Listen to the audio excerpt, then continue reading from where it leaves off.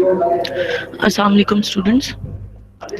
आज का हमारा लेक्चर नंबर 7 है जिसमें हम कम्युनिटी हमारा टॉपिक है, उसके हम डिफरेंट फीचर्स और उसके डिफरेंट कॉन्सेप्ट्स हम स्टडी करेंगे। आप सबको मेरी आवाज़ आ रही है? Yes ma'am. यस मैम, ठीक आपकी है। आवाज आ रही है। लास्ट लेक्चर जो था हमारा वो हमारा पॉपुलेशन से रिलेटेड था, जिसमें मैम हमने पॉपुलेशन ग्रोथ, लाइफ स्टेज किस तरह डिस्कस करते हैं।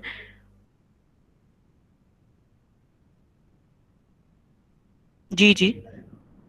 मैम आप ये जो रिकॉर्डिंग करती हैं ना, आप ये अपने चैनल पे भी अपलोड कर दिया करें, क्योंकि अक्सर ऐसा होता है नीला, कि आप कुछ कह रही हैं? मैम मैं यही कह रही हूँ कि आप जो वीडियो रिकॉर्ड करती हैं ना, वो आप अपने चैनल पे भी अपलोड कर दिया करें, क्योंकि ठीक है, मैंने डिस्टोर्शन होता है, तभी हमें समझ नहीं आती।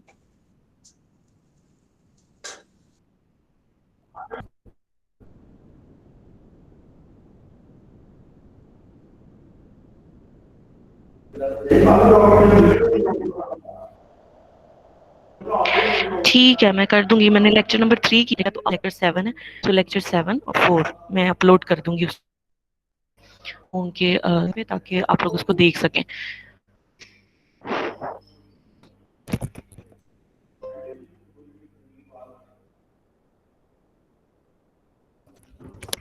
मुझे एक स्टूडेंट की असाइनमेंट, मुकद्दस की असाइनमेंट मुझे नहीं मिली, बाकी आप सबकी मुझे असाइनमेंट अनीला की भी मिल गई है, कायनात की भी आ गई है, युसरा और अरीशा की भी आ गई है।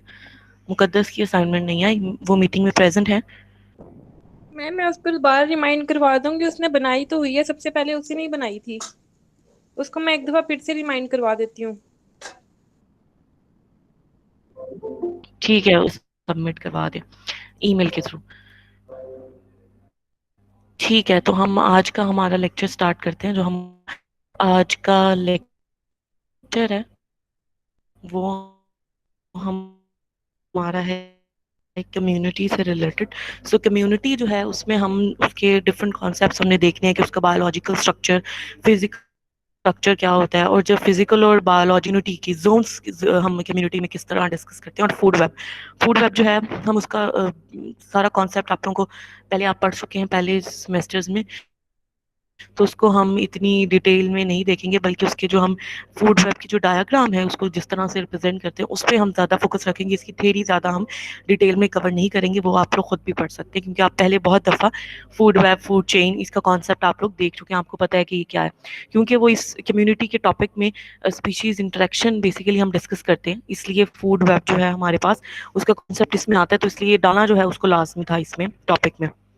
मुझे पता है कि आप लोग पहले पढ़ चुके हैं इसको, तो इसको जो है मैं इसलिए दोबारा से डिस्कस ज़्यादा डिटेल में हम नहीं करेंगे। तो हमारे पास जो कम्युनिटी है उसको हम डिफाइन करते हैं कि एक जगह पर यानी ये कि स्पेसिफिक हैबिटेट में डिफरेंट स्पीशीज रह रही हों और आपस में इंटरेक्शन। एक जो हैबिटेट है उसको सिर्फ हैबिटेट, सिर्फ एक स्पीशी रहती है, वो एक स्पीशी का घर है, यानी एक पूरी जो कम्युनिटी है उसमें डिफरेंट स्पीशीज पाई जाती हैं, और वो आपस में उनकी एक पार्टिकुलर कैरेक्टरिस्टिक्स होती हैं। वो ग्रुप ऑफ जो स्पीशीज हैं, डिफरेंट स्पीशीज जो कि एक ही जगह पर रह रही हैं, कि जियोग्राफिकल एरिया पर टाइम में रह रही हैं, वो कम्युनिटी आ रही है। यानी एक कम्युनिटी में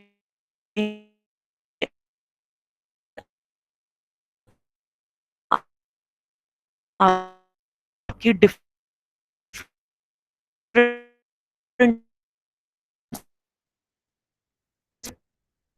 स्पीशीज आ सकती हैं, उसमें एक स्पीशी नहीं होगी, बल्कि उसमें 2, 3, 10, 100 स्पीशीज डिफरेंट इसमें लाई कर सकती हैं।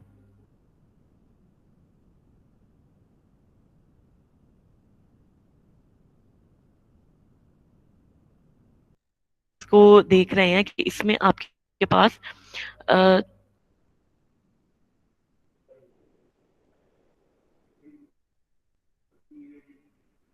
इस टेबल में हमारे पास दो तरह के आपके पास डेसिडुअस फॉरेस्ट, ठीक है, हमें पता है, हमने पढ़ चुके कौन डेसिडुअस फॉरेस्ट होते हैं, ठीक है। टू फॉरेस्ट की बात की गई है, एक उसका स्टैंड वन यानी किसी एक ज्योग्राफिकल एरिया पे जो फॉरेस्ट प्रेजेंट है उसको स्टैंड वन कहा गया, और जो दूसरे एरिया पे प्रेजेंट है उसको स्टैंड टू का, ठीक है। अब उसमें जो स्टैंड वन है उस 24 चीज है प्लांट्स की, ट्रीज की, ये पाई जाती है फॉरेस्ट में। कम्युनिटी है, वो कम्युनिटी कौन सी है, वो डेसिडुअस फॉरेस्ट की स्पीशी है जो कि आपके पास नॉर्थ वेस्ट वर्जीनिया में पाई जाती है। अब एक जो उसकी स्टैंड वन है यानी एक एरिया में स्टडी कर रहे हैं तो 24 की 24 स्पीशीज पाई जाती हैं, लेकिन थोड़े से वक्फे से, थोड़े से गैप में, लेकिन एरिया वही है, नॉर्थ वेस्ट वर्जीनिया ही है। लेकिन उसके पास जो स्टैंड टू है उसमें ये 24 की 24 स्पीशीज नहीं पाई जा रही, उसमें तकरीबन 10 स्पीशीज हैं जो कि पाई जा रही हैं। यानी ये जो आपके पास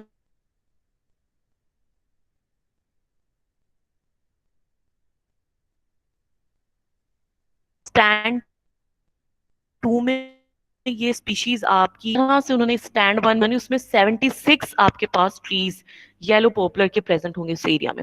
सेकंड जो स्पीशी है वो है व्हाइट ओक, 36 स्पीशी, यानी आप सिंपल काउंट करके बता सकते हैं ना कि कितने ट्रीज येलो पॉपुलर के, व्हाइट ओक के कितने ट्रीज प्रेजेंट है, तो आप काउंट करके बता सकते हैं। तो वो नंबर ऑफ इंडिविजुअल में काउंट करके गिन कर आप उसको यहाँ पर लिख सकते हैं। इसी तरह तमाम जो 24 की 24 स्पीशीज स्टैंड में जाती हैं उन काउंट करके यहाँ पर लिख दिया। अब देखें जैसे जैसे आप टेबल में ऊपर से नीचे टॉप टू बॉटम आ रहे हैं तो वो जो नंबर हैं वो कम होते जा रहे हैं, ठीक है। यानी उन्होंने इन लिस्ट टेबल में स्पीशीज को इस तरह किया हुआ है कि जो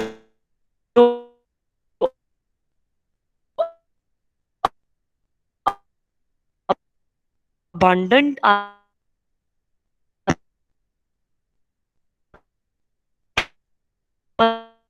स्पीशी है,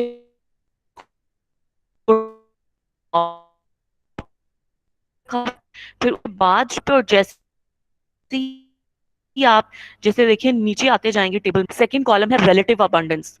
रिलेटिव अबंडेंस आप किस तरह से काउंट करते हैं, जैसे अब आपके पास अगर आपने जो स्पीशी वन है येलो पोपलर, आपने उसकी रिलेटिव अबंडेंस निकालनी है, यानी आपने ये देखना है कि उस एक जो कम्युनिटी है जो हमारे पास, हम नॉर्थ वेस्ट वर्जीनिया में जो स्टडी कर रहे हैं, उसमें हमारे पास जो फर्स्ट जो स्पीशी है येलो पोपलर, उसकी देखें कि रिलेटिवली उसकी अबंडेंस बाकी स्पीशीज के लिहाज से किस तरह की है, ठीक है।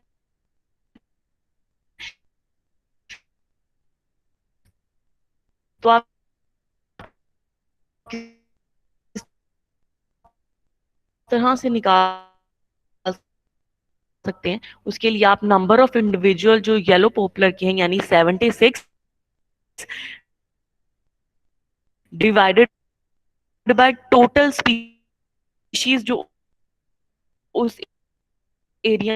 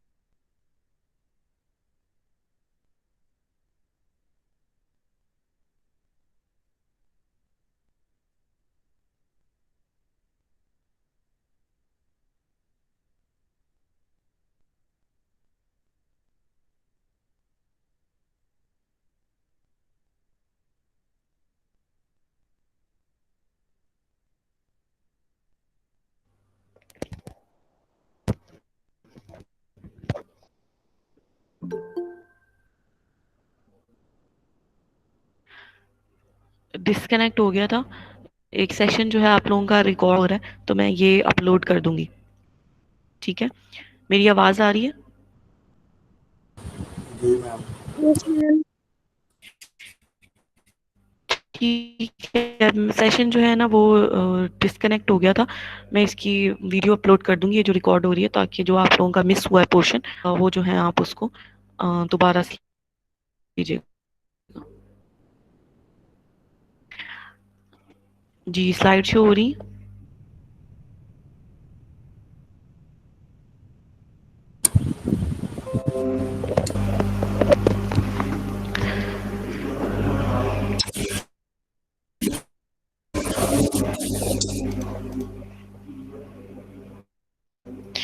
ठीक है, तो हमारे पास इसी तरह हम जो रेलेटिकल फॉर्म में, डायग्राम की फॉर्म में रिप्रेजेंट कर सकते हैं, जिसको हम रैंक अबंडेंस डायग्राम कह रहे हैं।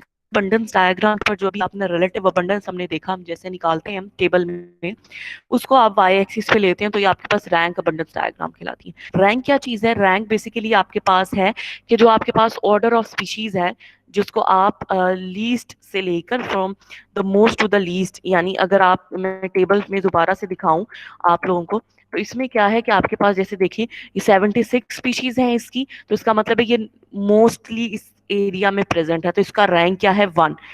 व्हाइट ओक जो है आपके पास ये सेकंड अबंडेंट आपके पास स्पीशी है, तो इसका रैंक क्या है? 2। यानी जिस तरह ये स्पीशीज प्रेजेंट है फ्रॉम अबंडेंस, यानी more to least, most to least abundance species, इसका आपने इसको ऑर्डर में आपने लिखा हुआ है, तो ये आपके पास क्या कहलाएंगी? ये आपके पास उसका रैंक कहलाएगा। यानी ये जो स्पीशीज नंबर है सेट 1, ये रैंक में, ये इसका रैंक क्या है? 1 2 3 4। तो ये रैंक वाइज, क्योंकि इनकी अबंडेंस के लिहाज से हमने इसको तरतीब दिया हुआ है। लेकिन जो स्टैंड 2 है उसके लिए ये रैंक में तरतीब नहीं दिया गया, तो इसमें रैंक अगर आप इसका बनाएं तो वो क्या होगा? 122 फर्स्ट, रैंक 2 अबंडेंस के लिहाज से स्पीशी जो दूसरी है वो कौन सी है? वो है 107 सेस। ठीक है, तो ये इसका रैंक क्या होगा? 2। इसी तरह थर्ड रैंक किसका होगा? वो होगा इस जो 12 पे जो स्पीशी है, जो कि है ब्लैक चेरी, तो इसका रैंक क्या है? 3, क्योंकि वो अबेंडेंट के लिहाज से थर्ड नंबर पर आ रही है। इसी तरह जो फोर्थ है वो है आपके पास क्यूकम्बर मैंगोलिया, ये आपके पास कौन सी? 11 नंबर, जो इसके नंबर ऑफ इंडिविजुअल्स हैं वो 11 है, तो ये स्पीशी जो आपके पास इसका रैंक है वो फोर्थ है। तो इसी तरह आप हर स्पीशी का रैंक निकाल सकते हैं। रैंक निकालने के बाद आप उसको क्या करेंगे? आप उसको एक्स एक्सिस पर लेंगे, जो और जो अभी हमने देखा कि रिलेटिव अबंडेंस जो है आप काउंट कर सकते हैं, तो रिलेटिव अबंडेंस काउंट करने के बाद अब आप उसको क्या करेंगे? वाई एक्सिस पर जो है लेंगे, और उसको प्लॉट इस तरह से आप कर सकते हैं। जो अब आप, हमने दोनों जो स्टैंड 1 और स्टैंड डिफरेंट जो स्पीड हैं हमने फॉरेस्ट की देखी है, तो उसको आप इस तरह से ग्राफिकल फॉर्म में जो है वो रिप्रेजेंट कर सकते हैं। तो इसमें हमारे पास जो है, अगर देखें तो जो आपके पास ब्राउन लाइन है वो रिप्रेजेंट कर आपके पास स्टैंड 1 को जो डिस्कस किया, जिसमें स्पीशीज प्रेजेंट है, और जो ये ऑरेंज लाइन है, येलो ऑरेंज लाइन, ये रिप्रेजेंट करिए स्टैंड 2 को, जिसमें सिर्फ 10 स्पीशीज प्रेजेंट है। तो अगर आपको वो टेबल गिवन ना हो और सिर्फ ये ग्राफ गिवन हो, तो इससे आप क्या इंटरप्रेट कर सकते हैं? जो अगर आप ब्राउन लाइन को देखें तो इसकी ये जो लेंथ लाइन है ये ज्यादा लंबी है, ठीक है, लेंथ जो है इसकी ज्यादा है ब्राउन लाइन की as compare to this orange line. तो इसकी लेंथ ये देखें, ये सिर्फ 10 तक जा रही है रैंक अबंडेंस अगर आप एक्स एक्सिस पर देखें, लेकिन ये 24 तक जा रही है। क्यों? क्योंकि आपके पास ये जो लेंथ ऑफ द लाइन है ये रिप्रेजेंट करती है आपके पास कि आपके पास जो स्पीशीज है, नंबर ऑफ स्पीशीज को रिप्रेजेंट करती है कि आपके पास कितनी तरह की, आपके जो कम्युनिटी है उसमें कितनी तरह की स्पीशीज प्रेजेंट है। क्योंकि जो स्टैंड 1 है उसमें 24 टाइप्स ऑफ स्पीशीज प्रेजेंट थी, इसलिए आपके पास ये जो ब्राउन लाइन है वो 24 पर आकर खत्म हो गई, और जो आपके पास ऑरेंज लाइन है वो 10 पर आकर खत्म क्यों हो गई? क्योंकि स्टैंड 2 में आपके पास सिर्फ ये स्पीशीज जो हैं 10 टाइप ऑफ स्पीशीज प्रेजेंट थी, इसलिए वो सिर्फ 10 तक आकर वो खत्म हो गई है। तो आपके पास ये जो लाइन होती है आपके पास वो रिप्रेजेंट करती है कि आपके पास जो टाइप ऑफ स्पीशीज, कितनी टाइप ऑफ स्पीशीज प्रेजेंट है, ठीक है। तो उसके लिहाज से तो ये लेंथ आपसे आप देखकर अंदाजा लगा सकते हैं कौन सा, जो अगर आप कंपैरिजन करना हो तो कौन सी जो आपके पास कर्व है उसमें ज्यादा नंबर ऑफ स्पीशीज जो टाइप है वो प्रेजेंट है। तो इसे आप देखकर इंटरप्रेट कर सकते हैं जो सेट 1 है उसमें ज्यादा स्पीशी टाइप प्रेजेंट है, क्योंकि उसमें 24 प्रेजेंट है। टाइप 2 जो ऑरेंज है उसमें 10 प्रेजेंट है। तो ये एक आप इंटरप्रिटेशन कर सकते हैं।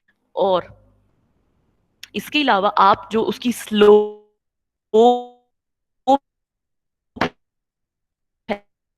है, स्लोप से आप क्या बता सकते हैं? स्लोप से आप देख सकते हैं कि उसकी जो अबंडेंस है वो किस तरह की है। आया उनकी जो अबंडेंस है, यानी अगर उसमें 24 स्पीशीज आ रही है, इनमें जो है इनकी जो अबंडेंस है ऑलमोस्ट,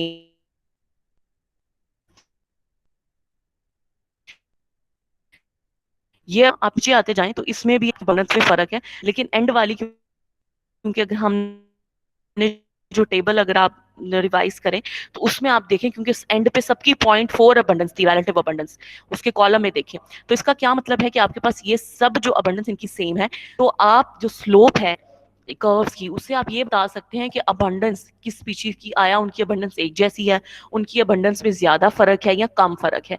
तो ये आप जो है ये उसकी स्लोप से उसकी इवननेस बता सकते हैं कर्व की, आया आपकी इवननेस है या नहीं है, सिमिलैरिटी है यानी डिफरेंस कितना है आपकी अबंडेंस में।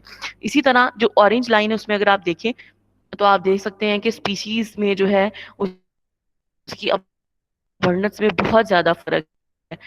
जैसे ये देखें, इनमें इसकी अबंडेंस ज्यादा है। और फिर अब रिलेटिवली दोनों का भी स्टैंड 1 और स्टैंड 2 का जो कंपैरिजन वो भी कर सकते हैं कि ये जो स्टैंड 2 की कर्व है ऑरेंज वाली, देखें वो ऊपर है आपके पास हाइट में, आपके पास जो ब्राउन लाइन है उससे ऊपर। इसका मतलब क्या है कि जो एक स्पीशी, जो फर्स्ट स्पीशी जो रैंक 1 में मौजूद है ऑरेंज लाइन, उसकी जो अबंडेंस है वो ब्राउन लाइन से ज्यादा है, राइट। तो ये जो ग्राफ है, अगर टेबल ना भी प्रेजेंट हो आपके पास, ये जो ग्राफ होते हैं ये आपके पास क्योंकि उस टेबल से ही इंटरप्रेट किए जाते हैं, तो आप इन टेबल्स को देखकर इजीली बता सकते हैं कि क्या आपकी लेंथ और स्लोप को देखते हुए कि आपके स्पीशीज जो हैं कितनी काउंट प्रेजेंट है और उनमें जो अबंडेंस है वो किस तरह की है। अब इसी बात को उसने फर्दर जो है स्लाइड में थ्योरेटिकल फॉर्म में रिप्रेजेंट कर दिया है। उसने बताया कि ये जो डायग्राम है ये दो चीजों को बता रही है, स्पीशी रिचनेस बता रही है और स्पीशी इवननेस बता रही है। स्पीशी रिचनेस कैसे बता रही है? जो मैंने लेंथ जो एक्सप्लेन किया कि जो लेंथ ऑफ द कर्व है वो एक्सप्लेन करती है आपके पास स्पीशीज रिचनेस को, यानी जो हम बता रहे हैं, हम देख रहे हैं जो लेंथ बता रही है कि स्पीशी काउंट कितना है, नंबर ऑफ स्पीशीज ज्यादा है या कम है, तो वो आपके पास, उसे आप कहते हैं कि स्पीशीज रिचनेस कहलाती है। उसे आप रिप्रेजेंट कर सकते हैं सिंबल एस से। और जो हम देख रहे हैं कि उसकी स्लोप जो है कर्व की ज्यादा है या कम है, वो बताती है आपके पास कि आपके पास जो इक्विटी बताती है कि डिस्ट्रीब्यूशन में कि क्या तमाम स्पीशी 24 स्पीशी जो सेट में प्रेजेंट है उनकी डिस्ट्रीब्यूशन इक्वल है या उनकी डिस्ट्रीब्यूशन में फर्क है। तो इसको आप कहेंगे कि ये स्पीशीज इवननेस बताती है, उसकी स्लोप से आप बता सकते हैं, उसकी इक्विटी देख सकते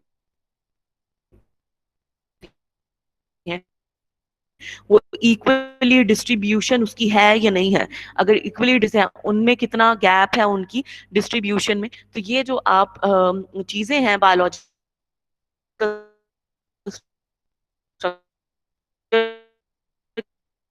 के हवाले से, स्पीशी रिचनेस और स्पीशी इवननेस, ये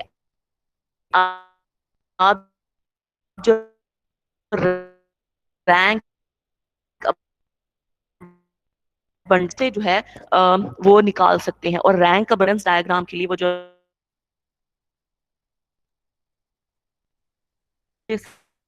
रिलेटेड है वो हमारे पास है फिजिकल स्ट्रक्चर के पास, कम्युनिटी में बायोलॉजिकल स्ट्रक्चर के साथ साथ फिजिकल कैरेक्टरिस्टिक्स भी होंगी जो कि कम्युनिटी में, तो उनमें कुछ उसके जो है एबायोटिक फैक्टर्स हैं फिजिकल स्ट्रक्चर में एक्वाटिक कम्युनिटी की। तो आप देखते हैं कि डेप्थ के लिहाज से आपके पास जो स्पीशीज है वेरी करती हैं, कि जो टॉप जो आपके पास एक्वाटिक स्पीशी है, अगर उसमें जो टॉप लेयर्स इस तरह की स्पीशी प्लांट स्पीशीज हैं जिन्होंने फूड खुद एक्वाटिक इकोसिस्टम में रहते हुए प्रिपेयर करनी है, इनको डेप्थ की रिक्वायरमेंट जो है वो कम रिक्वायर्ड है, क्योंकि वो ऊपर वाली लेयर्स में आपके पास सनलाइट जो है पहुंच सकती है। तो वो आपके पास डिफर करती है कि स्पीशी टू स्पीशी आपके पास एक्वाटिक जो एनवायरनमेंट है उसमें डेप्थ फ्लो ऑफ वाटर की आपके पास वो जो स्पीशी वहां पर रिजाइड करेगी रहेगी वो भी डिफर करती है। तो ये उसकी फिजिकल स्ट्रक्चर आएगा। जिस तरह की एग्जांपल दी गई है यहाँ पर कि जो साइज और हाइट ऑफ द ट्रीज है वो बताती है आपके पास कि उसमें कौन कौन से जो स्पेशल डिस्ट्रीब्यूशन यानी स्पेस के लिहाज से आपके पास जो डिस्ट्रीब्यूशन होती है ट्रीज की, बताएंगे कि उस कम्युनिटी में कौन कौन से फॉरेस्ट मौजूद हो सकते हैं। इसी तरह बताया कि हाइट के लिहाज से अगर हम बात करें, स्ट्रक्चर के लिहाज से बात करें, तो आप जो टेरेस्ट्रियल कम्युनिटीज हैं कि टॉप ट्रीज हो सकते हैं, एवरग्रीन हो सकते हैं, जो कि राउंड ईयर पूरे साल जो हैं वो उनमें एवरग्रीन है। डेजिडुअस यानी किसी उनका एक स्पेसिफिक टाइम पीरियड है जिसमें जो है आपके पास वो रहेंगे, उसके बाद जो है वो ग्रीन लीव्स उनके सब कुछ जो है वो झड़ जाएंगे, उसमें प्रेजेंट नहीं रहे। उसके बाद जो है हर्बेशियस प्लांट्स हैं जिसमें आपके पास यानी उनकी झाड़ियां होंगी, उसमें जो स्टेम्स हैं वो जो उसका तना है वो आपके पास वुडी स्टेम्स जो हैं वो ग्राउंड से ऊपर मौजूद नहीं होंगे। इसी तरह वुडी आपके पास स्ट्रक्चर्स होंगे यानी जिसमें स्टेम्स जो हैं वो मौजूद होंगी। तो इस तरह की स्ट्रक्चर जो फिजिकल पैरामीटर्स हैं उनके लिहाज से हम जो टेरेस्ट्रियल कम्युनिटीज हैं उनको हम डिवाइड कर सकते हैं। इसी तरह होंगे वो नीडल लीव्स एवरग्रीन्स है या वो ब्रॉड लीफ एवरग्रीन्स है। नीडल लीफ क्या होंगे, यानी उनकी जो लीफ का स्ट्रक्चर है वो नीडल की तरह का होगा। ब्रॉड लीफ एवरग्रीन्स क्या होंगे कि उनका जो पत्ता है वो उनका जो ब्रॉड होगा, चौड़ा होगा, ठीक है। नीड में वो होता है डेसिडुअस ट्रीज को आप ब्रॉड लीफ में कर सकते हैं। थॉर्न ट्रीज में यानी थॉर्न ट्रीज यानी उनका जो पता है वो कि उनका स्ट्रक्चर होगा, तो आप उनको डिवाइड और सब डिवाइड कर सकते हैं। यानी बेसिकली ये उसके ए बायोटिक सेक्टर्स के लिहाज से उसको सब डिवाइड कर रहे हैं। इसी तरह मजीद उसको उसकी डिफाइन किया गया है हमारे पास कि जो टेरेस्ट्रियल कम्युनिटीज हैं उसमें हमारे पास जो डोमिनेंट प्लांट ग्रोथ के जो फैक्टर्स होते हैं वो हमारे पास क्या हैं, वो फॉरेस्ट, वुडलैंड, श्रबलैंड्स और ग्रासलैंड। अगर आप कह सकते हैं कि अगर कोई एक लैंड है उसमें फॉरेस्ट ही पाई जा रहे हैं तो आप उसको फॉरेस्ट लैंड कह रहे हैं। अगर ऐसी लैंड जिसमें सिर्फ वुड स्टेम्स वाले स्ट्रक्चर्स पाए जाते हैं, वुडलैंड्स कह रहे हैं। इसी तरह ऐसा टेरेस्ट्रियल कम्युनिटी जिसमें सिर्फ श्रब्स झाड़ियां पाई जा रही हैं या सिर्फ जिसमें उसको आप श्रब लैंड कह रहे हैं। और अगर जिसमें सिर्फ घास ही होती है, ट्रीज फॉरेस्ट मौजूद नहीं है, सिर्फ घास के structures, grass land, different type of species है, तो आप उसको ग्रास लैंड कम्युनिटी कह रहे हैं। तो ये टेरेस्ट्रियल कम्युनिटी को भी आप इस तरह डिवाइड कर रहे हैं on the basis of types, physical structure, forest, Woodland, आप उसको फर्दर डिवाइड कर रहे हैं, राइट। यानी एक टेरेस्ट्रियल कम्युनिटी है, एक एक्वाटिक कम्युनिटी है। टेरेस्ट्रियल कम्युनिटी को फर्दर आप ग्रो के उस इलाके में उस पाया जाता है उसके लिहाज से फिर आप उस एरिया को डिफाइन कर देते हैं कि अगर उस एरिया में ग्रासेस ही ज्यादा मौजूद हैं तो आप उसको ग्रास लैंड कम्युनिटी कह रहे हैं, अगर श्रब्स प्रेजेंट हैं तो उसे श्रब लैंड कम्युनिटी। यानी टेरेस्ट्रियल कम्युनिटी को आप डिवाइड कर रहे हैं on the basis of dominant plant growth. अब आपके पास जो एक्वाटिक एनवायरनमेंट है आप उसको भी डिफाइन कर सकते हैं कि अगर आपके पास जो एक्वाटिक एनवायरनमेंट है पाए जाते हैं, क्या उसमें कर्प फॉरेस्ट मौजूद है, क्या उसमें सीग्रास मीडोज मौजूद हैं, या उसमें कोरल रीफ मौजूद है, तो आप उस डोमिनेंट स्पीशी के लिहाज से आप उसको फर्द आप डिवाइड कर देते हैं, आपका नाम दे देते हैं कि ये जो एक्वाटिक एनवायरनमेंट है, कम्युनिटी है, इसमें कर्प फॉरेस्ट ज्यादा पाया जाता है। लेकिन उन्होंने कहा है कि जो एक्वाटिक का जो आप नाम रखते हैं, जैसे अगर हमने देखा कि इसमें फॉरेस्ट लैंड जो टेरेस्ट्रियल है उसमें forest land, would land, shrub land, क्योंकि उसकी डोमिनेंट स्पीशी के लिहाज से आप उसका नाम रख देते हैं। लेकिन उसने कहा एक्वाटिक में भी आप ऐसे नाम रख सकते हैं डोमिनेंट स्पीशी की बेस पर, लेकिन ज्यादातर जो एक्वाटिक है उसमें आपके पास नाम रखा जाता है डेप्थ के लिहाज से, फ्लो रेट के लिहाज से, सलिनिटी के लिहाज से, यानी आप उसको डिवाइड करते हैं एबायोटिक सेक्टर के लिहाज से कि अगर उसकी वाटर डेप्थ ज्यादा है तो आप यहाँ उसको कह दें कि ये यहाँ उसकी आप डिवाइड कर सकते हैं कि वाटर डेप्थ ज्यादा है, फोटिक जोन कह रहे हैं, पहुंच जाती हैं, इसका अमल एक्वाटिक ऑर्गेनिजम्स कर सकते हैं, उसे आप कहते हैं वो फोटिक जोन है। ठीक है, तो यानी जो एक्वाटिक जो आपके पास स्पीशीज हैं, एक्वाटिक कम्युनिटीज हैं, उनमें वो नाम रखे जाते हैं वो एबायोटिक एनवायरनमेंट के लिहाज से ज्यादा रखे जाते हैं। जो टेरेस्ट्रियल कम्युनिटीज हैं उनमें जो डोमिनेंट स्पीशी स्ट्रक्चर पाया जाता है उसके लिहाज से नाम रखे जाते हैं। ये जो बात है, ये डिफरेंस समझ में आया?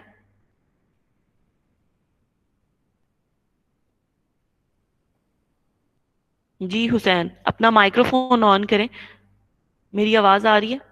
Yes ma'am. जी हुसैन, ये जो मैं एक्सप्लेन कर रही हूँ ये समझ में आया?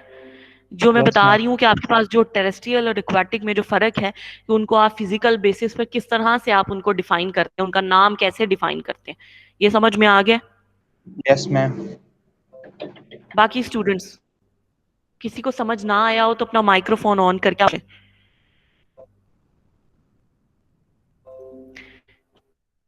ठीक है, अगर सबको समझ में आ गया तो हम आगे कंटिन्यू करते हैं।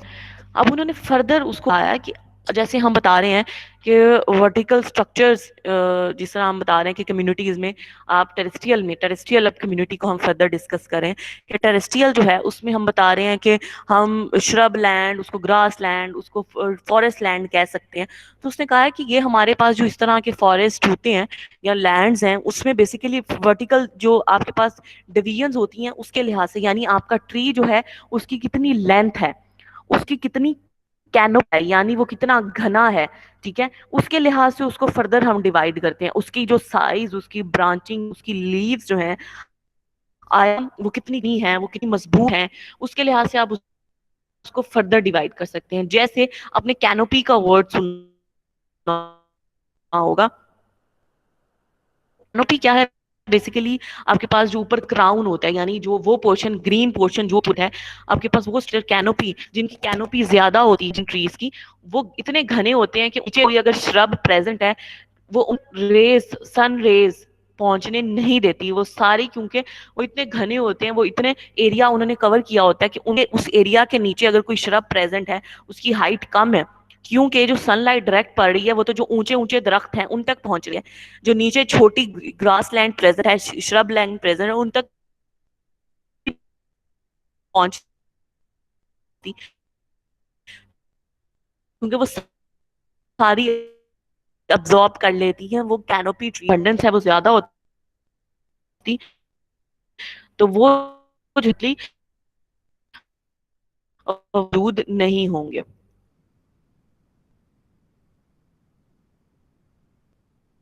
इसी चीज को इस स्लाइड में कि मल्टीपल लेयर्स की वेजिटेशन हुई होती है, कैनोपी होती है, अंडर स्टोरी है, श्रब लेयर है, हर्ब या ग्राउंड लेयर है, फॉरेस्ट फ्लोर है, यानी कैनोपी फुल हाइट वाले, फुल घने वाले, कैनोपी से नीचे जो दरख्त होंगे यानी उनकी हाइट कम होगी, उनको आप अंडर स्टोरी कहेंगे। इसी तरह अगर हम आगे देखते हैं ताकि आपको मजीद, ये जैसे अगर आप ये वाली डायग्राम देखें तो इसमें उसने एक्सप्लेन कर दिया कि ये यहाँ तक लेयर प्रेजेंट है, हाइट में जो मजीद लंबे दरख्त है, ये देखें इनके ये जो स्पोर्ट है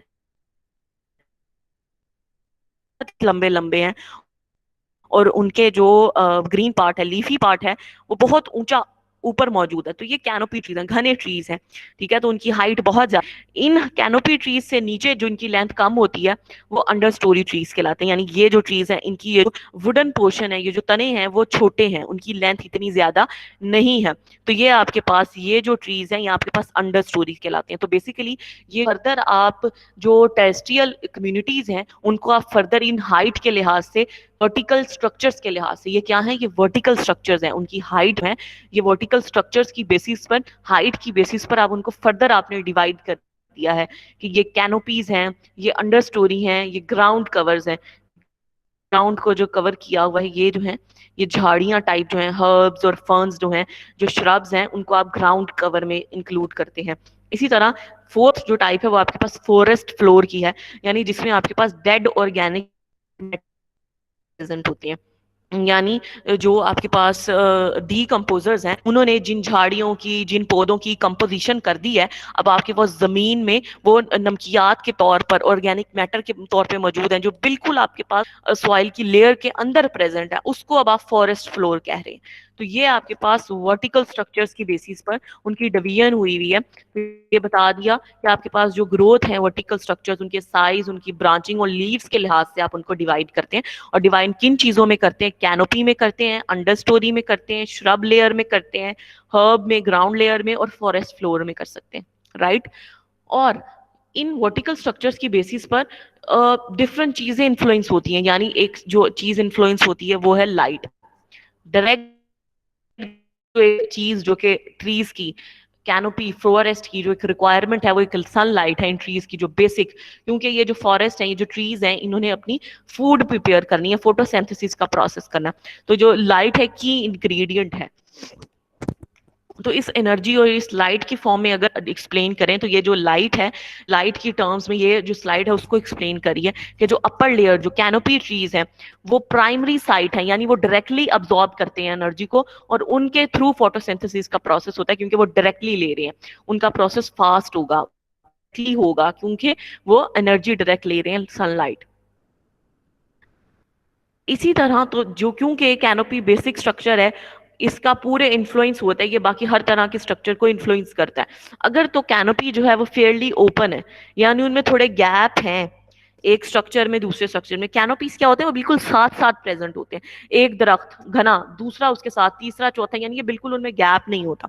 अगर तो उनमें थोड़ा बहुत गैप है, फेयरली ओपन गैप है, तो फिर जो लोअर लेयर्स में, जो अंडर स्टोरी में और दूसरे फॉरेस्ट फ्लोर में जो प्लांट्स हैं, उनमें जो है हर्ब्स, श्रब्स जो प्रेजेंट है, उन पर कोई थोड़ी बहुत लाइट चली जाएगी, तो वो क्या होगा, वो अपना थोड़ा सा जो प्रोसेस है फोटोसिंथेसिस का, या अपना जो रिक्वायरमेंट है उनकी, वो अबंडेंस के, रिप्रोडक्शन के लिए वो अपना प्रोसेस कर सकते हैं। लेकिन अगर कैनोपी डेंस है, क्लोज्ड है, उसमें गैप्स प्रेजेंट नहीं है, तो लाइट जो है वो लोअर लेवल्स पर ट्रेवल नहीं करती, और वो जो आपके पास श्रब्स हैं अपनी ग्रोथ ही नहीं कर सकते, क्योंकि फोटोसिंथेसिस के अलावा उनको ग्रोथ की भी तो रिक्वायरमेंट है ना, उन्हें सनलाइट चाहिए अपनी ग्रोथ के लिए भी, तो वो अपनी ग्रोथ ही उनकी हो नहीं पाएगी, क्योंकि जो कैनोपीज हैं वो इतने डेंस हैं, उनमें गैप्स नहीं है कि वो खुद ही सारी एनर्जी एब्जॉर्ब कर रहे हैं, जो लोअर लेवल्स पे जो प्रेजेंट है अंडर स्टोरी में और श्रब्स में, उनकी ग्रोथ नहीं हो पा रही, क्योंकि उन तक लाइट पहुंच नहीं रही। ये जो पिक्चर है ये हम देख चुके हैं।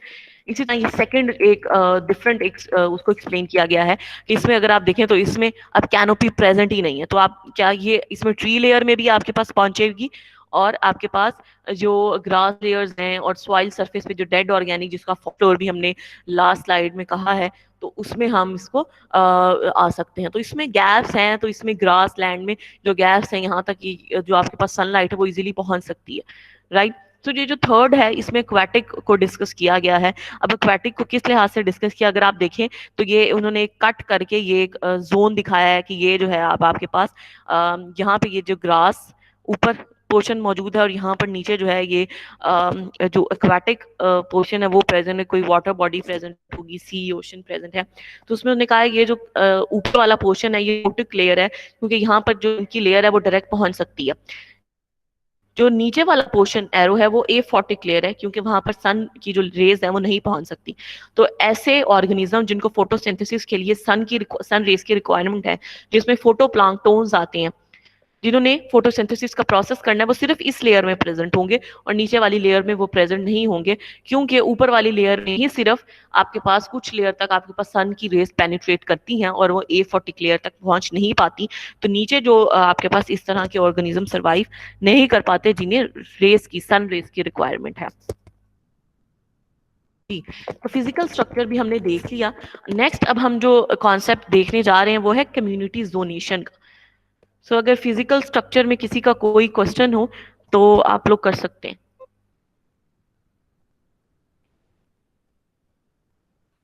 जी अनीला, फिजिकल स्ट्रक्चर की समझ आई है? यस मैम, समझ आ गई है। सकलैन? आपको समझ आई है? जी मैम। ठीक है। नेक्स्ट अब हम जो है कम्युनिटी जोनेशन की बात करते हैं कि कम्युनिटी जोनेशन क्या है। बेसिकली हमारे पास जो कम्युनिटी जोनेशन में हमारे पास आता है कि जब हमने दोनों बायोलॉजिकल और फिजिकल स्ट्रक्चर स्टडी किए हैं।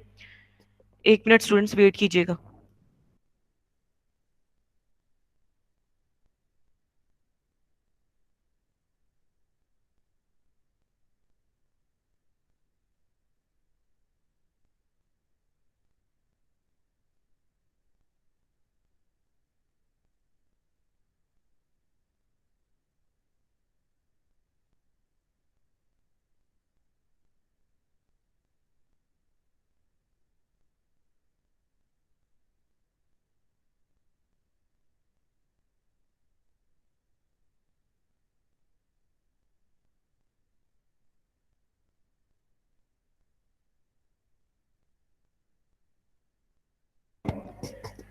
जी स्टूडेंट्स, सो हम डिस्कस कर रहे हैं कम्युनिटी जोनेशन। कम्युनिटी जोनेशन क्या है कि इसमें हमारे पास जो भी हम चेंजेस स्टडी करते हैं फिजिकल और बायोलॉजिकल स्ट्रक्चर्स में, जो भी कम्युनिटी में जो चेंजेस आती हैं, जैसे जैसे आप इलाके में जाएं, यानी अगर आप जैसे अगर हम ये एग्जांपल देखिए एक एक्वाटिक की कि उसमें ऊपर वाला पोर्शन 40 क्लियर है, तो 40 क्लियर के ऑर्गेनिजम्स डिफरेंट होंगे। जो A40 प्रेजेंट होंगे उसके ऑर्गेनिजम्स डिफरेंट। तो यानी movement with respect to landscape area, एक ही कम्युनिटी के अंदर जब ऑर्गेनिज्म चेंज हो तो उसको आप कम्युनिटी कहते हैं। जैसे मैंने अगर आपको ये दिखाई है पोर्शन, इसमें आप with respect to depth community organisms change होंगे। क्यों? क्योंकि ये स्ट्रक्चर फिजिकल स्ट्रक्चर चेंज हो रहा है, राइट। तो फिजिकल स्ट्रक्चर में चेंजिंग के साथ ही आपके पास जोन्स बन जाएंगे। ये एक जोन है, ये दूसरा कम्युनिटी जोन है। इसमें एक टाइप के ऑर्गेनिजम्स होंगे, इसमें दूसरी टाइप के ऑर्गेनिजम्स पाए जाएंगे। सो ये आपके पास कहलाता है कम्युनिटी जोनेशन, यानी फिजिकल या बायोलॉजिकल स्ट्रक्चर्स में चेंजेस की वजह से आपके पास जैसे जैसे आप एरिया, यानी उनमें तो फिजिकल और केमिकल स्ट्रक्चर में चेंजेस के अलावा ये एक पोर्शन है कम्युनिटी जोनेशन का। क्या रिक्वायरमेंट है कि आपके साथ उसमें एरिया में भी चेंज है। जैसे ये एग्जाम्पल है, ये डेप्थ में चेंजेस आ रही है ना, तो उसकी फिजिकल स्ट्रक्चर भी चेंज हो रहा है, उसके साथ साथ उसका एरिया भी, लैंडस्केप भी चेंज हो रहा है। तो ये दोनों चीजें मिलकर आपके पास कम्युनिटी जोनेशन को डिफाइन की है कि फिर आप जोन्स के लिहाज से कम्युनिटीज को डिफाइन करते हैं कि ये फर्स्ट जोन है, ये सेकंड जोन है, ये थर्ड जोन है। और इन जोन्स के लिहाज से जो है आपकी जो कम्युनिटी है उसके अंदर जो ऑर्गेनिजम्स हैं, स्पीशीज हैं, वो डिफरेंट मौजूद होंगी। जैसे एक एग्जाम्पल अभी हम देखते हैं, क्या एग्जाम्पल है, वो आपके पास एक सॉल्ट मार्श प्रेजेंट है, एक दलदल, नमकीन दलदल, यानी एक जैसे हमने वेटलैंड्स पढ़ा था। वेटलैंड्स क्या है कि आपके पास एक ग्रीन लैंड भी, जिसमें जिसमें आपके पास पानी भी और जो ग्रीन लैंड है वो भी मौजूद हो। जो अब पानी होगा यहाँ पर वो नमकीन होगा, ठीक है। तो ये सॉल्ट मार्श कहलाएगी। तो नॉर्थ ईस्ट कोस्ट लाइन में, यानी नॉर्थ अमेरिका में एक वाटर बॉडी है, उसमें आपके पास सॉल्ट मार्श, ठीक है। तो वो सॉल्ट मार्श जो वाटर बॉडी है नॉर्थ अमेरिका में, उसकी एक डिस्कस करेंगे। उसको हम केस स्टडी को देख रहे हैं कम्युनिटी जोनेशन के लिहाज से। उसमें आपके पास अगर मैं आपको इसके लिहाज से, पिक्चर के लिहाज से एक्सप्लेन करूं, तो आप देखें कि उन्होंने एक्सप्लेन कर दिया कि क्या है। सोल्ट मार्श है, सोल्ट मार्श को आप जहन में रखें, यानी इसमें ग्रीनलैंड भी होगा और इसमें आपके पास एक वाटर बॉडी भी प्रेजेंट है। तो ये दोनों का जो मिक्सचर होगा ये आपके पास सॉल्ट मार्श। तो ये सॉल्ट मार्श में अगर आप देखें, ये वाटर लैंड, ये जो आपके पास जगह जगह ब्लू पोर्शन है, ये आपके पास रिप्रेजेंट कर रहा है कि यहाँ पर जो पानी है, वाटर बॉडी है, ये वो है, और ग्रीन लैंड रिप्रेजेंट कर रहा है। तो ये पूरा पोर्शन मिलकर आपके पास सोल्ट मार्श बता रहा है, जो कि प्रेजेंट है। अब इसमें आपके पास क्या है, आप देखें कि उसने बता दिया कि एरिया, टोपोग्राफी के लिहाज से, लैंडस्केप के लिहाज से ये डिवीजन है। नॉर्मल लो टाइड, टाइड क्या होती है बेसिकली, जो किसी भी वाटर बॉडी में जो वेव्स होती हैं, ठीक है। आप देखें कभी हल्की वेव्स आ रही होती हैं, कभी ज्यादा जो है वेव्स आ रही होती हैं। अगर हल्की वेव्स हैं तो वो क्या होगा, वो उसका जो शोर लाइन होती है, यानी जो साहिल होता है, जो उसका एंड पॉइंट होता है किसी भी वाटर बॉडी का, उसे आप साहिल जैसे आप कहते हैं, ठीक है। जो उसकी बॉर्डर लाइन है किसी भी वाटर बॉडी की, सी की हो, किसी भी वेटलैंड की हो, उसकी जो बॉर्डर लाइन है उसको आप शोर लाइन कहते हैं, कोस्ट लाइन कहते हैं। तो उसमें क्या होता है आपके पास, उसमें जब आप टाइड आती है तो आप देखें वेव्स चलती हैं उसकी, उसमें क्या होता है कि वो आपके पास उसकी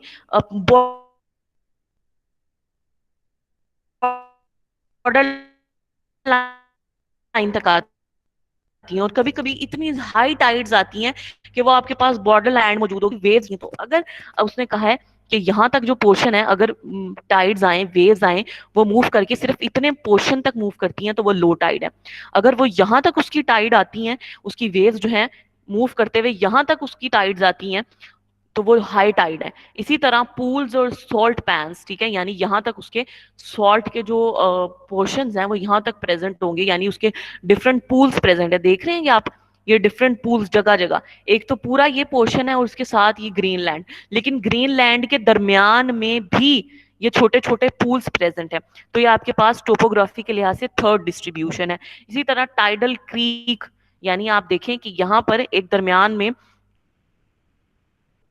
एक पोर्शन, लेकिन वो उसके बॉर्डर लाइन पर प्रेजेंट होने के साथ साथ एक उसके क्रीक यानी एक वाटर बॉडी, एक टर्म है उसकी, तो वहां पर प्रेजेंट है। यानी ये डिफरेंट जोन्स के लिहाज से, टाइप्स के लिहाज से, सॉल्ट मीडोज, यानी यहाँ पर डिफरेंट एक श्रब जोन है, ये डिफरेंट टाइप्स ऑफ स्पीशीज जो ग्रास की या श्रब्स की प्रेजेंट है, उसके लिहाज से उसको डिवाइड। तो ये डिफरेंट टाइप ऑफ रीजन्स बना दिए एक ही सॉल्ट मार्श के, यानी एक की सोल्ट मार्श है, उसमें ये 6 तरह के रीजन्स प्रेजेंट है। इन 6 तरह के रीजन्स में, इनमें जोन कहलाएंगे, ये 6 जोन प्रेजेंट है। ये 6 जोन जो है, इनमें अलग अलग तरह की आपके पास जो स्पीशीज हैं वो मौजूद है। उसको उन्होंने अब एक्सप्लेन कर दिया कि आपके पास नॉर्मल लो टाइड है, उसका ये टाइप ऑफ स्पीशी उसमें स्पार्टीना प्रेजेंट है, ठीक है, ये एक तरह का आपके पास ग्रास की एक टाइप है। इसी तरह जो हाई टाइड जोन है, उसमें सेकंड टाइप ऑफ स्पीशीज जो हैं वो मौजूद हैं।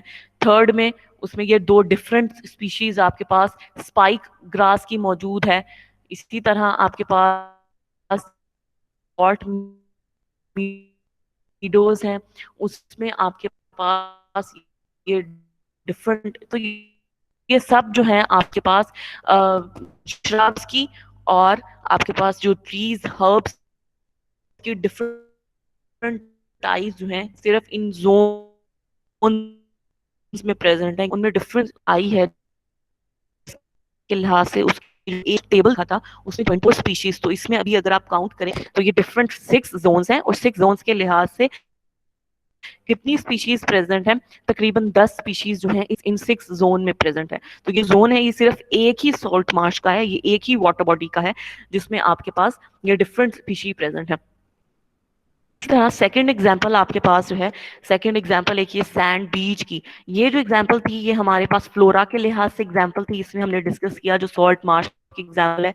जो नेक्स्ट है वो सैंडी बीच की एग्जांपल है, जिसमें हम फौना के लिहाज से डिस्कस करें, यानी इसमें एनिमल स्पीशीज के लिहाज से हम बात करें। जो हमने फर्स्ट एग्जांपल देखी है उसमें हम प्लांट स्पीशीज के लिहाज से हमने डिस्कस किया है। इसी तरह यहाँ पर ये जो सैंड बीच की एग्जांपल है, इसमें हम देख रहे हैं कि ये जो है फौना के लिहाज से। तो इसमें अगर आप देखें, सबसे पहले इन्होंने जोन जो है 3 जोन्स बनाए हुए हैं। ये फर्स्ट जोन है, ये सेकंड जोन है, ये थर्ड जोन है। जो फर्स्ट जोन है वो आपके पास ये हाई टाइड जोन है, यहाँ तक आ रहा है, राइट, ये जहां तक ब्लू लाइन उन्होंने रिप्रेजेंट की है। फिर 1 से यहाँ से लेकर यहाँ तक सेकंड लाइन, जहां पर लो टाइड यहाँ तक, ठीक है, तो ये आपके पास लो टाइड सेकंड पोर्शन है। फिर ये जो पोर्शन है ये आपके पास थर्ड पोर्शन में आ रहा है, राइट। यहाँ से लेकर यहाँ तक आपके पास फर्स्ट जोन है, हाई टाइड। ये बिटवीन हाई टाइड और लो टाइड वाला पोर्शन टाइप 2 पोर्शन है, और लो टाइड से यहाँ तक आपके पास टाइप 3 पोर्शन है, राइट।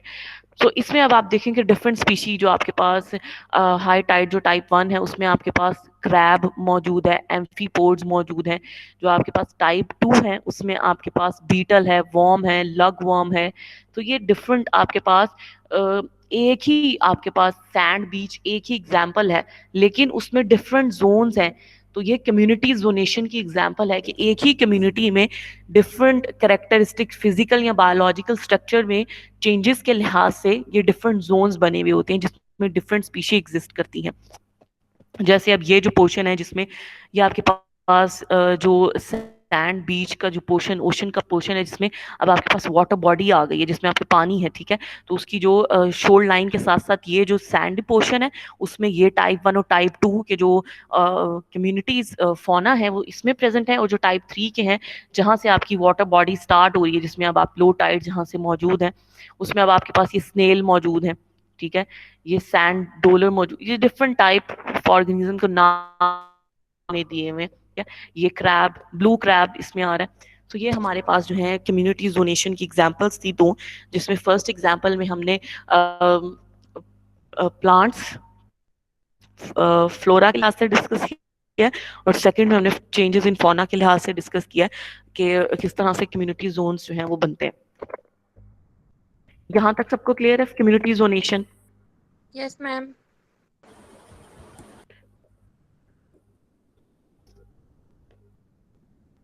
ठीक है खिजर?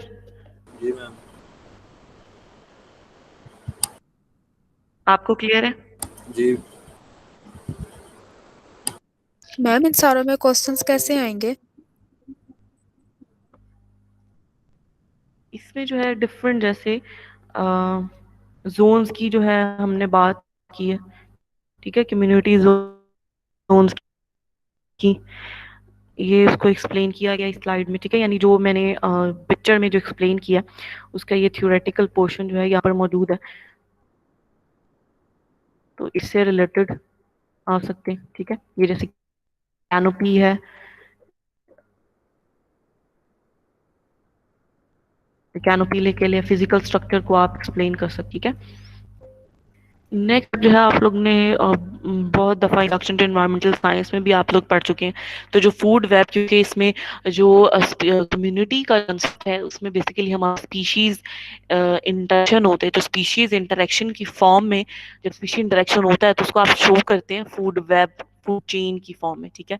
तो ये सब जो है ये आप लोग डिटेल्स में मुझे पता है कि फूड वेब और फूड चेन को आप पढ़ चुके हैं, ठीक है। तो ये इसी कम्युनिटीज में ही फॉल करता है ये कॉन्सेप्ट, क्योंकि इसमें डिफरेंट कम्युनिटी जो है स्पीशीज इंटरेक्शन होता है, तो उसमें जो है इस तरह की कम्युनिटी, तो अब इसमें डिफरेंट कम्युनिटी इंटरेक्शन की डिफरेंट टाइप्स हो सकती हैं, पैरासाइटिज्म है, म्यूचुअलिज्म है, कंपटीशन है, प्रीडेशन है, तो ये डिफरेंट टाइप ऑफ इंटरेक्शंस हैं जो कि स्पीशीज जब डिफरेंट इंटरेक्शन करती हैं तो फूड वेब बनते हैं, और उनके नतीजे में जो है आपके पास ये डिफरेंट स्पीशी इंटरेक्शन को आप उनको टाइप्स को डिफाइन कर सकते हैं। जैसे एक अब ये फूड वेब की एक एग्जांपल है जो कि है ग्रास लैंड कम्युनिटी में, ठीक है।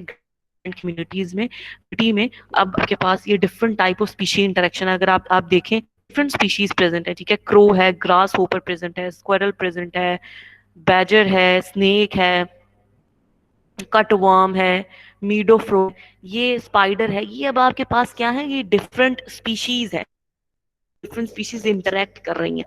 तो मैं आप इस पिक्चर जो है मैं एक्सप्लेन, कॉन्सेप्ट है ये आप लोग पहले बहुत दफा पढ़ चुके हैं, मैं सिर्फ इसको पिक्चर एक्सप्लेन कर देती हूँ कि जो ग्रास लैंड है आप देखें ये क्या है, ये आपके पास बेसल स्पीशी है, बेसल स्पीशी, ये आगे इसकी डिटेल जो है ये यहाँ पर मौजूद है। वो स्पीशी जो कि स्टार्टिंग किसी भी कम्युनिटी में स्टार्टिंग स्पीशी हो वो आपके पास बेसल स्पीशी कहलाती है, जो कि किसी और पर डिपेंड नहीं करती, उस पर डिफरेंट स्पीशीज फीड करती हैं लेकिन वो किसी पे डिपेंड नहीं करी। जैसे ग्रास लैंड में आप देखें कि ग्रास लैंड जो है वो बेसल स्पीशी है, उस पर डिफरेंट ये ऑर्गेनिज्म डिपेंड कर रहे हैं, ग्रास ऊपर इस पे डिपेंड कर रहा है, ठीक है, डिपेंड कर रहा है, कर्टवर्म, ग्राउंड स्क्वायरल, पॉकेट गोपर, ये इस पर डिपेंड करें, लेकिन ग्रास लैंड किसी पे डिपेंड नहीं कर रहा, ठीक है। वो ग्रास लैंड की पौधा है, ठीक है, अपनी खुद ही उसने अपनी ग्रोथ कर लेनी है, वो किसी को इनटेक नहीं करा for the source of food, ठीक है। तो ये क्या है पास है बेसल स्पीशी कहलाती है। तो इस एग्जांपल में बेसल स्पीशी क्या है, ग्रास लैंड। नेक्स्ट अब आपके पास जो स्पीशी होती हैं वो है इंटरमीडिएट स्पीशीज। इंटरमीडिएट स्पीशीज कौन सी होती हैं, ये देखें, जैसे अब आपके पास ये जो cutworm, crow, cutworm, grasshopper, vole, squirrel और गोपर, ये जो आपके पास 5 स्पीशीज जिनके मैंने नाम लिए हैं वो डायरेक्टली अब ग्रास लैंड पर डिपेंड कर रही हैं, तो ये इंटरमीडिएट स्पीशीज हैं। उसके अलावा अब ये कटवर्म किस पर डिपेंड करें, ये क्रो, स्पाइडर, इसी तरह बैजर, ठीक है, स्नेक, ये अब second set of intermediate species है। इसी तरह आप ये जो स्पैरो है और वीजल हैं, प्लोवर है, ये third set of intermediate species है, राइट। उसके यानी एक होती हैं बेसल स्पीशी फूड वेब में, सेकंड होती हैं इंटरमीडिएट स्पीशीज और थर्ड होती है प्रीडेटर, टॉप प्रीडेटर। ये देखें, ये लिखा हुआ है यहाँ पर टॉप प्रीडेटर। टॉप प्रीडेटर क्या होता है? ये जो है ये अपनी खुराक है इन इंटरमीडिएट स्पीशीज से लेते हैं, उनको कोई फर्दर इस कम्युनिटी में खा नहीं सकता, वो कोई उनको इस पर वो कोई इनको कंज्यूम नहीं कर सकता, ये किसी की फूड नहीं बनते। तो ये जो ग्रासलैंड कम्युनिटी हम बात कर रहे हैं, इसमें जो टॉप प्रीडेटर है वो कौन सा है? वो आपके पास है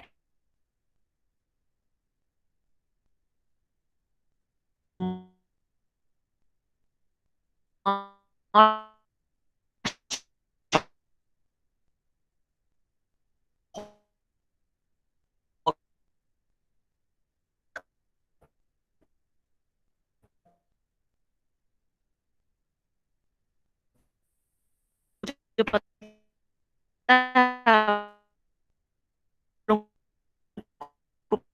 पता है फूड वेब फूड चेन क्या होती है। तो इसमें मैंने मजीद जो टर्म्स हैं ये रिप्रेजेंट करते हैं कृषि को, और एरोज जो हैं एरोज रिप्रेजेंट करते हैं कि लिंकेज को, कंज्यूम्ड जहां से हो रहा है उसका कंज्यूमर की तरफ, ये लिंक उसको बताता है। यानी एरो जो है एरोज आप, तो ये जो है आपके फूड वेब, इसके थ्रू आप समझ सकते हैं।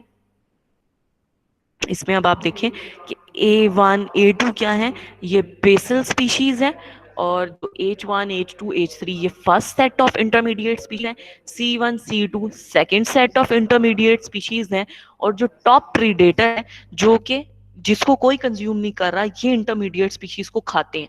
ठीक है, इनको कोई फर्दर इनको कोई कंज्यूम नहीं करता as a source of food. ठीक है, तो ये टॉप प्रीडेटर कहलाएंगे। तो इस तरह से आप एक जनरलाइज्ड फूड वेब जो है इसको रिप्रेजेंट कर सकते हैं। अब इसमें आप देख रहे हैं कि जो कनेक्शंस हैं, ये जो एरोज हैं, ये डायरेक्ट A1 से H1 में भी हो रहे हैं, A1 से C1 में भी, यानी सेकंड स्पीशीज भी इनको बेसल स्पीशीज को खा सकती हैं। वो इंटरमीडिएट स्पीशीज को तो लेती हैं, लेकिन वो बेसल स्पीशी पर भी डिपेंड कर सकते हैं। जैसे यहाँ पर आप देखें, अगर इसमें कोई इस तरह की एग्जांपल हो जिसमें वो डायरेक्ट भी ले रही हैं,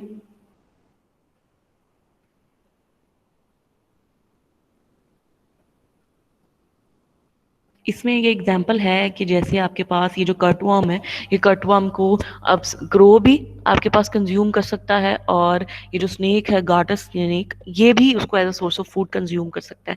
तो ये दोनों जो हैं, तो ये डिफरेंट एग्जांपल्स हैं कि इनमें आपस में भी H1 और C1 में एक एरोज जो है इस तरह से, जैसे आप देख रहे हैं कि ये दो से ज़्यादा, एक जो इंटरमीडिएट स्पीशी है वो एक से ज़्यादा के साथ भी अपने सोर्स ऑफ फूड के तौर पर यूज़ कर रही है। ये ज़रूरी नहीं है कि सिर्फ एक ही एरो, सिर्फ से ही एरो नहीं आ रहा, यहाँ पर C1 के पास H2 को भी वो as a source of food ले सकता है, वो A1 को भी as a source of food ले सकता है। तो ये डिफरेंट जो सोर्सेज हैं उनसे वो as a source of food use कर सकता है।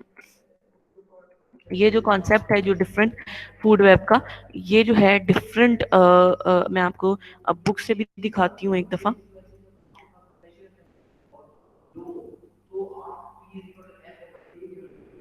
ताकि आपको पता हो कि ये डिफरेंट काफी कॉम्प्लेक्स ये स्टडी है फूड वेब की।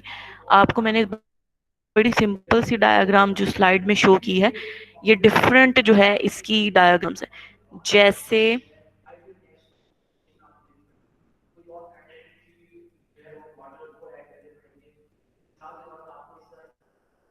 ये देखें, ये मैंने अब आपको सिंपल सी डायग्राम ये वाली दिखाई है, राइट। अब ये देखें, ये कॉम्प्लेक्स उन्होंने स्ट्रक्चर्स दिखाए हैं कि ये जो स्पीशी है ये एक आपके पास कनेक्शन स्पीशी का है, और ये दूसरा दिखाया गया है, दो कंपार्टमेंट्स हैं। ठीक है, तो वो दो कंपार्टमेंट्स जो हैं वो किस तरह से आपस में अटैच हैं, वो एक किसी एक स्पीशी जो है तरह से वो कंपार्टमेंट्स इस तरह से अटैच हो सकते हैं। ठीक है, तो ये डिफरेंट काफी कॉम्प्लेक्स ये स्टडी है फूड वेब्स की। ये देखें किस तरह से उन्होंने इंटरेक्शन यहाँ पर स्टडी किए हुए। तो डिफरेंट कंपार्टमेंट्स में, यानी एक कम्युनिटी इस तरह प्रेजेंट है, वो डिफरेंट गैप के साथ दूसरी कम्युनिटी प्रेजेंट है, लेकिन उनमें इंटरेक्शन हो रहा है वो किस तरह से कि सिर्फ एक स्पीशी जो है वो दूसरे के साथ अटैच है। जैसे इसमें देखें कि ये सारे आपस में इंटरेक्शन है, लेकिन सिर्फ इनका आपस में इंटरेक्शन है, लेकिन ये जो पिंक में है इस एक स्पीशी का, इस जो है ये ग्रीन में जो है उस एक के साथ इंटरेक्शन है। तो इस तरह टोटल इंटरेक्शन हो गया। सो ये काफी जो है डिफरेंट कॉन्सेप्ट जो हैं इसके हमारे पास जो है वो मौजूद हो सकते हैं।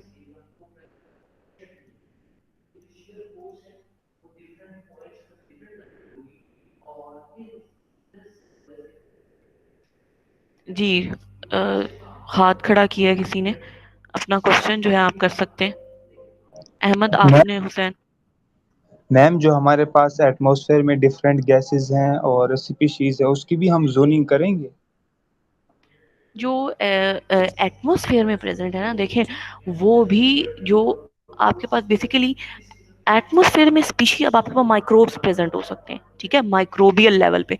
अब माइक्रोब्स में किस तरह से, अब जो गैसेस आती है ना, वो आपके इस इकोलॉजी के कॉन्सेप्ट से बाहर है, ठीक है, वो इकोलॉजी में नहीं आएंगी आपके पास। लेकिन जो माइक्रोब्स प्रेजेंट अगर एटमॉस्फेयर में, आपकी हवा में, उसको वो आपके पास इसी ऑर्गेनिज्म, ठीक है, प्रेजेंट होंगे।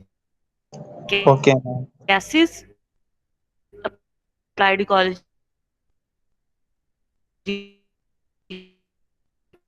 के स्कोप से बाहर है, लेकिन जो माइक्रोब है वो इसमें एक और की भी। जी, रोल मटल से खड़ा किया था।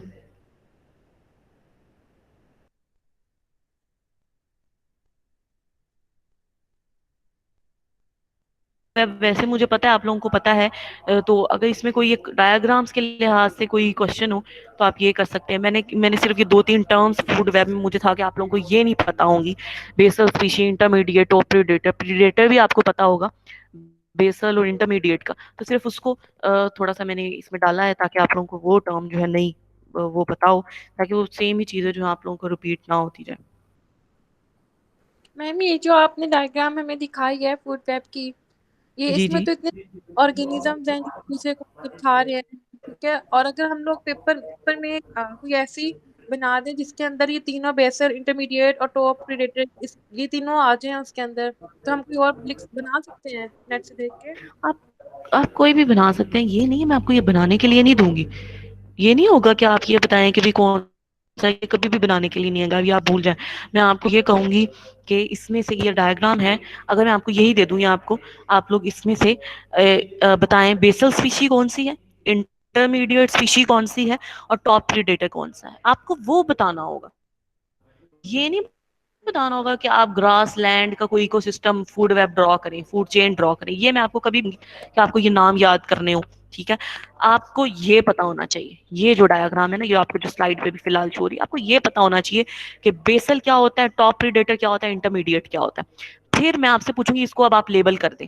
मैं आपको सपोज ये सिंप्लीफाइड डायग्राम दे देती हूँ, उसमें बताएं कि भाई कोई फूड वेब की जनरलाइज्ड आप डायग्राम बताएं, फूड वेब को एक्सप्लेन करें किसी एक हाइपोथेटिकल डायग्राम से, फिर आप ये बनाएं, ठीक है। वो आपको बनाने की जरूरत ही नहीं है, ये वाला बनाने की जरूरत नहीं है, ये समझाने के लिए है कि ये देखें ये आपकी बेसल स्पीशी है, ये आपकी फर्स्ट, अब आपको बताना हो कि अब बताएं मुझे first set of intermediate species कौन सी है, यानी जिसका डायरेक्ट कांटेक्ट हो रहा है बेसल स्पीशी के साथ, ठीक है, और उसमें कोई और दूसरे ऑर्गेनिज्म नहीं है, वो कौन से हैं? कटवर्म, ग्रास हूपर, वोल और गोपर, ये आपके पास क्या है, और स्क्वायरल, ये आपके पास, ये जो 5 हैं, ये आपके पास फर्स्ट इंटरमीडिएट स्पीशी है। अब सेकंड इंटरमीडिएट स्पीशी कौन सी है? स्नेक, क्रो, स्पाइडर और बैजर। क्योंकि देखें, अब गोपर के ऊपर जो मौजूद होंगी ना, ठीक है, बैजर, वीजल, ये आपके पास सेकंड है। अब थर्ड कौन सी है? कि स्नेक के ऊपर वाले, प्लोवर, इसी तरह ये आपके पास जो भी नाम है इसका, वीजल, ठीक है। तो ये इस तरह के जो आपके सेकंड से ऊपर वाले होंगे, आपको ये तो आ सकता है कि इनको आप लेबल करें या इस तरह के कॉन्सेप्ट, ठीक है। ये नहीं आएगा कि आप लोग ड्रॉ करें, इस तरह कभी भी नहीं आएगा, ठीक है। अच्छा, ये भी आ सकता है थोड़ा सा कि जैसे मैंने आपको बताया कि सर्कल क्या रिप्रेजेंट कर रहा है, सर्कल रिप्रेजेंट कर रहा है स्पीशी को, एरोस क्या रिप्रेजेंट करें, एरोस बता रहे हैं कि जो from the consumed to the consumer, यानी एरोस की जो बैक है, ये जो है उसका टॉप है, टॉप क्या बता रही है?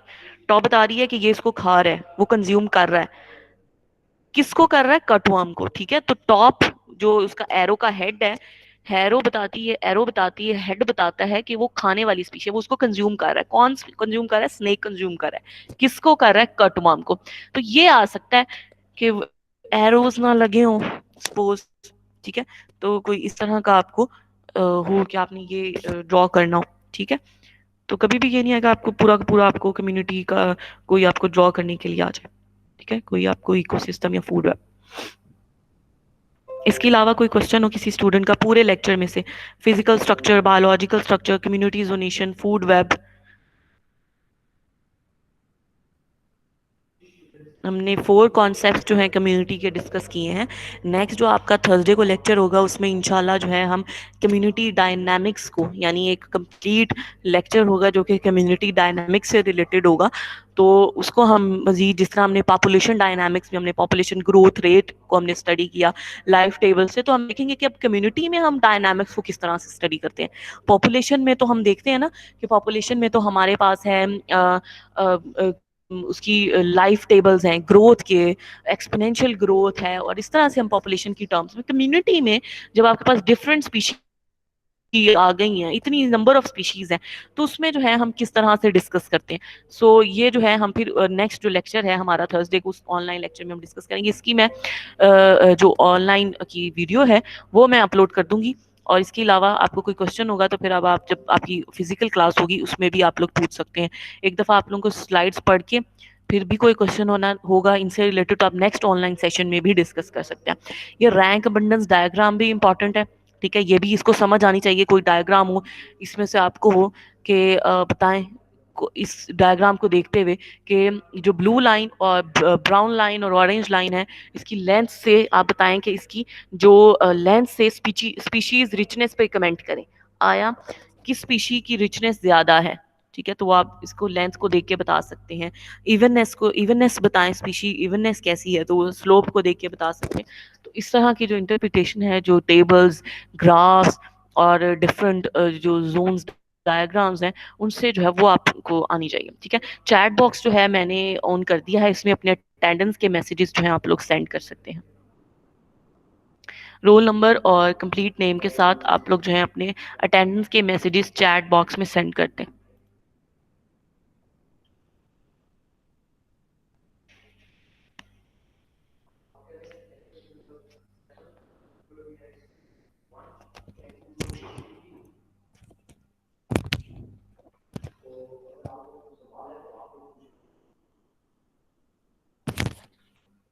किसी और का कोई क्वेश्चन हो तो आप क्वेश्चन भी पूछ सकते हैं।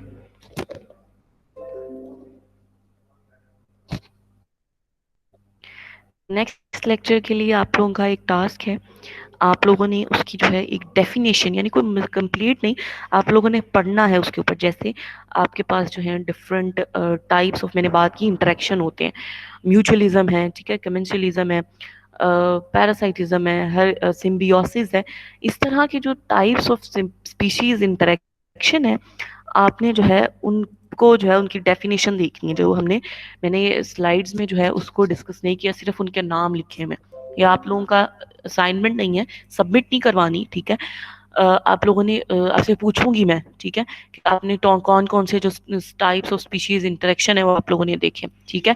तो उनकी मैं सबकी पूछूंगी कि म्यूचुअलिज्म क्या होता है, पैरासाइटिज्म क्या होते हैं। तो ये काम सब ने नेक्स्ट लेक्चर में आप लोगों ने ऑनलाइन लेक्चर जो है ये सब ने किया हुआ हो कि कौन कौन से, कुछ के नाम मैंने स्लाइड में लिखे हैं, कुछ के नाम मैंने नहीं लिखे। तो वो जो है आप लोगों के पास आप लोगों ने देखकर जो है वो आने हैं नेक्स्ट उसमें लेक्चर में कि वो क्या होते हैं। मैं आप लोगों को, जैसे ये जो मेरे पास स्लाइड्स हैं इनमें आप देखें, ये लिखे हुए सिम्बियोसिस एक टाइप ऑफ रिलेशनशिप है, ठीक है, जिसमें जो दो या दो से ज्यादा स्पीशीज हैं वो इकट्ठे रहती भी हैं और डायरेक्टली जो है वो कांटेक्ट करती हैं, इंटीमेट करती हैं एक दूसरे के साथ, ठीक है। तो ये जो है वो different type of interaction, symbiosis है, हेर्बीवोरी है।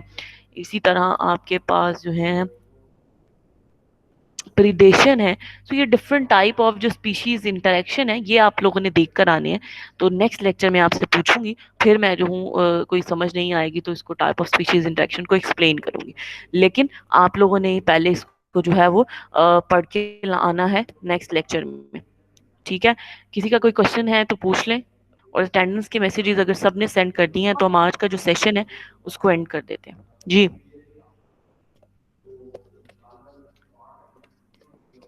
जी अनिला, कोई क्वेश्चन था आपका? नो मैम, कोई क्वेश्चन नहीं है। ठीक है, सबने अटेंडेंस के मैसेजेस सेंड कर दिए हैं तो हम अपना जो सेशन है उसे एंड करते हैं। मुकद्दस, आपकी असाइनमेंट जो है मुझे रिसीव नहीं हुई। अपना जो अपनी असाइनमेंट है मुझे ईमेल कर दें पीडीएफ में। Okay ma'am. ओके, अल्लाह हाफिज।